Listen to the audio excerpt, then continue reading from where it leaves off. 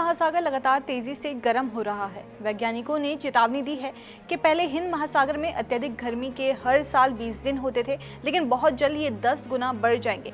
ये 220 से 250 दिन प्रति वर्ष हो जाएगा, यानी हिंद महासागर स्थायी तौर पर समुद्री हीट वेव का शिकार बन जाएगा।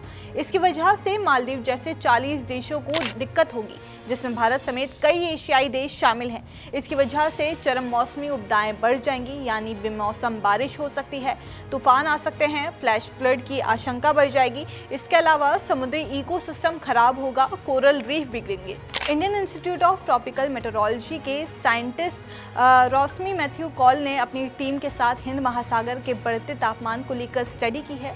इस स्टडी में हिंद महासागर में जलवायु परिवर्तन में तेजी को दर्शाया गया है, जिसमें पर्याप्त गर्मी, समुद्र के जलस्तर में वृद्धि और चरम मौसम की घटनाएं में इजाफा की आशंका है। हिंद महासागर से 40 देशों की सीमा लगती है। इन देशों में दुनिया की 1/3 आबादी रहती है। हिंद महासागर का औसत तापमान 1.2 से 3.8 डिग्री सेल्सियस बढ़ने का अनुमान है। ये तापमान एक सदी में बढ़ जाएगा। हिंद महासागर का तापमान बढ़ने से आसपास के देशों में भारी बारिश और चक्रवाती तूफानों की संख्या और तीव्रता बढ़ जाएगी। हिंद महासागर लगभग स्थायी समुद्री हीट वेव की ओर बढ़ रहा है। इससे हीट वेव के दिनों की संख्या सालाना 20 से 250 तक बढ़ सकती है। समुद्र पीएच स्तर में कमी आने से पानी एसिडिक होता जा रहा है। इससे कैल्सिफिकेशन बढ़ रहा है, जिससे मूंगा यानी कि कोरल रीफ्स और समुद्री जीवन को भारी नुकसान होगा। स्टडी में कहा गया है कि ग्लोबल वार्मिंग को तेजी से कम करना होगा, कार्बन उत्सर्जन घटाना होगा, लचीला बुनियादी ढांचा, टिकाऊ समुद्री अभ्यास,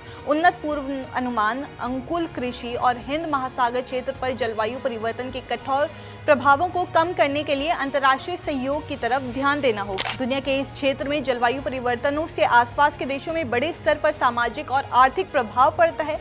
पूरी दुनिया को देखें तो हिंद महासागर ग्लोबल वार्मिंग का सबसे बड़ा शिकार बन रहा है। इसकी वजह से तटीय मौसम में बदलाव आएगा, चरम मौसमी उपदाएं आएंगी और आ भी रही हैं। अधिकतम गर्मी अरब सागर सहित उत्तर पश्चिमी हिंद महासागर में है।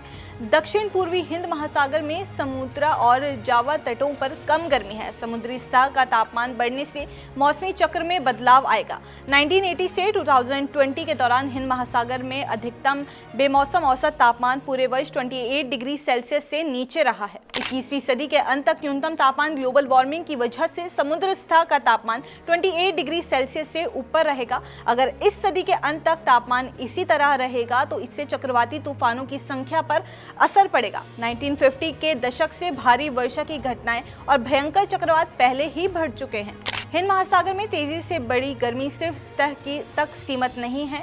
सतह से लेकर 2000 मीटर की गहराई तक हिंद महासागर की गर्मी 4.5 जेटर जूल प्रति दशक की दर से बढ़ रही है। भविष्य में ये 16 से 22 जेटर जूल प्रति दशक की दर से बढ़ सकती है। बहरहाल, आपको ये जानकारी कैसी लगी हमें कमेंट्स करके जरूर बताइए।